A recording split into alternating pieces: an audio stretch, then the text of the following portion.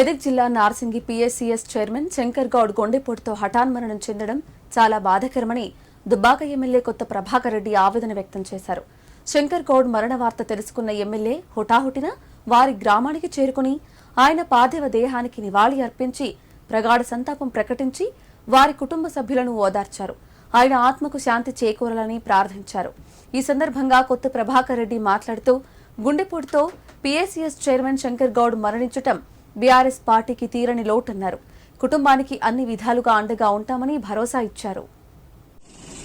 నార్సింగ్లో మరి ఒక ఉద్యమ నాయకుడు, మరి బీఆర్ఎస్ పార్టీకి మరి మొదటి నుంచి కూడా కష్టపడి పనిచేసి ఒక మంచి కార్యకర్తగా పేరు చేసుకున్న మరి ఈ శంకరు చనిపోవడం చాలా బాధాకరం. మరి మొన్ననే ఎల్లమ్మ గుడి వార్షికోత్సవం రోజు మరి అందరితోటి కలిసి ఉండి మరి చాలాసేపు అందరితోటి ఉండి ఎంతో ఇష్టంగా మాట్లాడి మళ్ళీ రావాలన్నా మీరు ఊరికి అని చెప్పి మా ఇంటికి భోజనం రావాలని చెప్పి నాకు కారు ఎక్కించిపోయిండు. నాకు చాలా బాధ అనిపిస్తుంది.